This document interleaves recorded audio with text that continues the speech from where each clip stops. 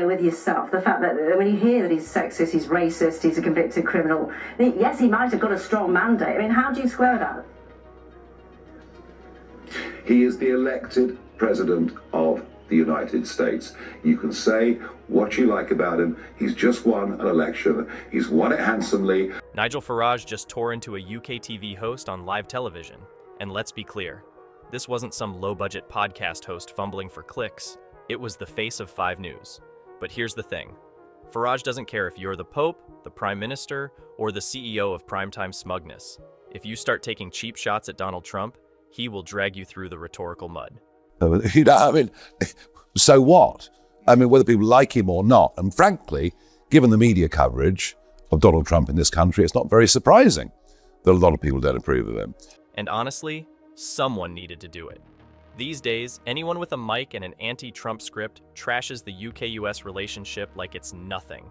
First, it was Labour MPs tossing out accusations, and now even the media is tagging in. But the fact is, he is the president of the USA. It is our most important single nation trading partner. Without America, we are frankly defenseless in an increasingly dangerous world, and that's what matters. But Farage? Oh, he's having none of it. He stepped in, microphone blazing, and delivered a takedown so brutal it probably came with a health warning. And it all kicked off when Farage found himself across from a UK TV host who was absolutely buzzing to tick off the anti-Trump bingo card. Sexist, racist, criminal. He even had the guts to cross the line. The usual greatest hits. And Farage? He sat there, calm as ever. To him, the real scandal wasn't Trump's controversies. It was the UK's staggering ability to sabotage its own future just to score ideological points. In Farage's world, the United States isn't just an ally. It's Britain's life raft.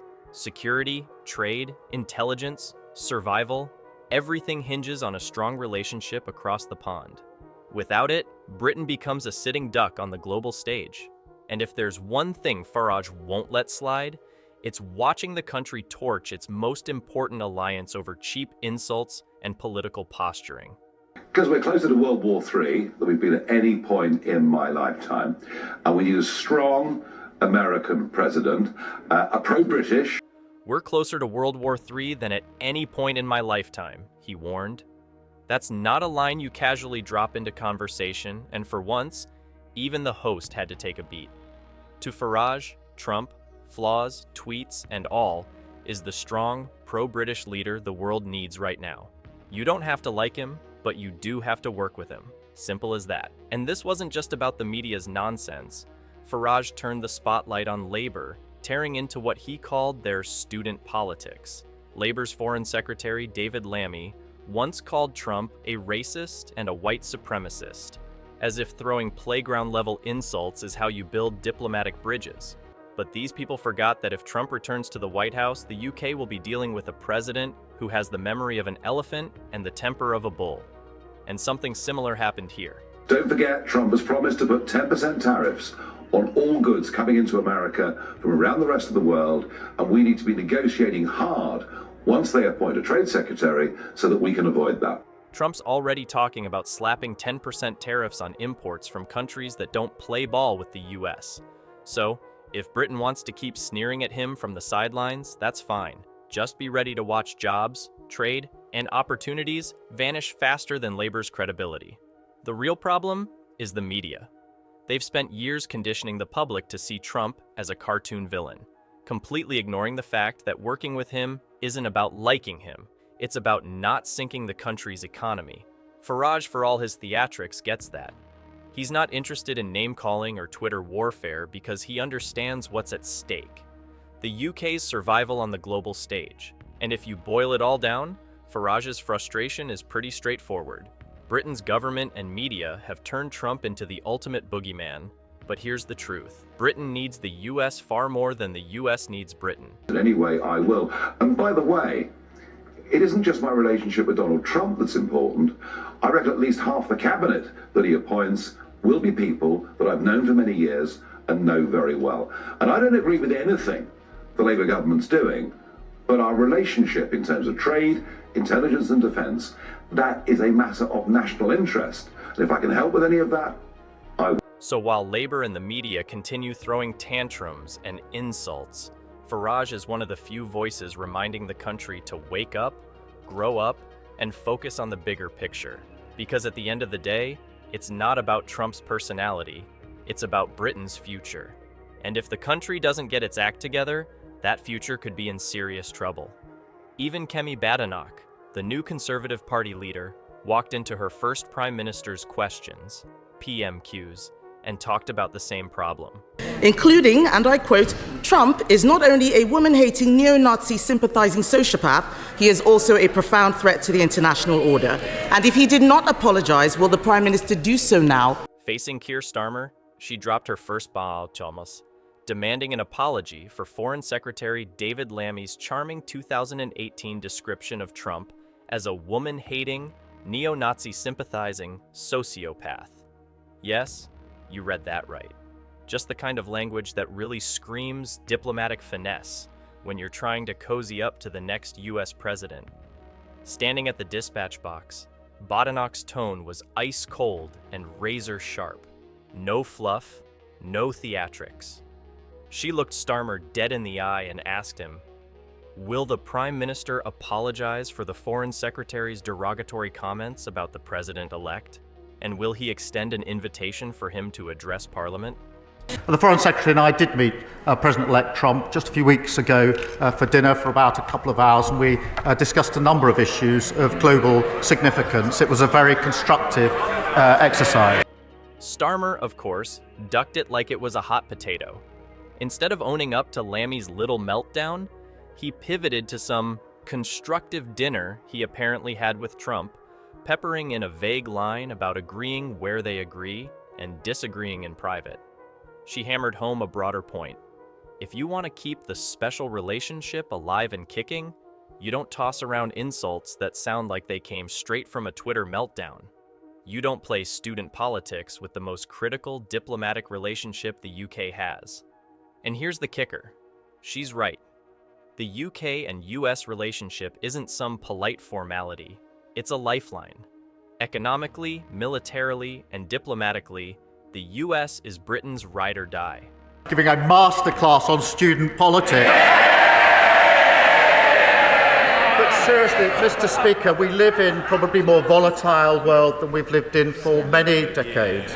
It is absolutely crucial that we have a strong relationship, that strong special relationship forged in difficult circumstances. Bilateral trade alone hit $273 billion last year, supporting over 1 million jobs on both sides. That's not pocket change, that's survival. UK businesses pump over $446 billion into the US, and American firms invest nearly double that back into the UK's. So when you've got Labour MPs calling Trump names fit for a Reddit thread, you're not just throwing shade, you're throwing away jobs, trade, and investment. But maybe mend some fences between this government and the incoming presidency of Donald Trump's, given that the whole of his cabinet have been so rude about him. Security? Same deal. The UK and US don't just share pleasantries, they share secrets. They're core members of the Five Eyes Alliance, an intelligence sharing arrangement so tight that it might as well have its own group chat. From counterterrorism to military operations in places like Afghanistan and Iraq, the two nations operate like a well-oiled machine. You mess with that, and you're putting your country on the back foot globally. Badenoch's performance wasn't just punchy, as the media described it. It was a masterclass in political clarity. The headlines loved it too. The Sun went full tabloid mode with, "Kemi demands Keir apologize to Trump in fiery first PMQs." Meanwhile, Sky News and The Telegraph gave her credit for calling out the elephant in the room, Labour's complete lack of diplomatic common sense. And that is the reason, when it comes to Trump, Nigel Farage isn't interested in the endless noise. He's focused on one thing: results. According to Farage, while most politicians were busy clutching their pearls over Trump's tweets, the man was out there pulling off achievements that made the rest of the world look downright lazy. And if you ask Farage, Britain's Labour Party and the media are making a colossal mistake by refusing to acknowledge it. Were the Abraham Accords, where Israel and Arab states signing treaties together, trading together, cooperating with each other. That was an amazing achievement, which sadly now has been smashed to pieces by Iran's proxies. He was the first American president for years not to launch a new war. Let's start with the Abraham Accords. These weren't just peace agreements. They were the kind of history-shaking diplomacy people said was impossible. Signed between August and September 2020, the accords normalized relations between Israel and the UAE, Bahrain, Morocco, and Sudan. For decades, peace in the Middle East was a pipe dream, something leaders nodded solemnly about while achieving absolutely nothing. Trump changed the game. He ignored the tired pressure Israel strategy and instead built alliances against common enemies like Iran. The result? Arab nations at the same table as Israel. Farage practically applauds when he talks about it, calling it one of the most significant peace breakthroughs in modern history. People laughed at him, he says, but they're not laughing now. To cross the line into North Korea. I think the world was a much safer place, and 4 years of Biden, the withdrawal from Afghanistan, the Taliban back in charge, Putin invading Ukraine, the Middle East in flames, none of those things would have happened if Trump had been in the White House. How do you square that, though, with yourself? But here's where Farage twists the knife. Because look at the Middle East today. Iran's proxies, Hamas and Hezbollah, have ripped that fragile stability to shreds under Biden's passive watch. The Abraham Accords stand as proof of what Farage calls Trump's unique ability to deliver results. Love him or hate him, the man got it done. He's a convicted criminal. Yes, he might have got a strong mandate. I mean, how do you square that? He is the elected president of the United States. You can say what you like about him. He's just won an election. He's won it handsomely. And our relationship with him and his administration is vital for our national interest in the next few years. The consequences? Not just bruised egos, real, measurable damage. Trump's already talking about imposing 10% tariffs on imports from countries that don't play ball with the US. Farage warns that Britain could end up on that list if Labour keeps up its anti-Trump chest beating. And we need to understand Britain's obsession with trashing Trump isn't harmless. It's a direct hit to the country's economy, security, and future alliances. And if they don't wake up soon, the consequences will be very real.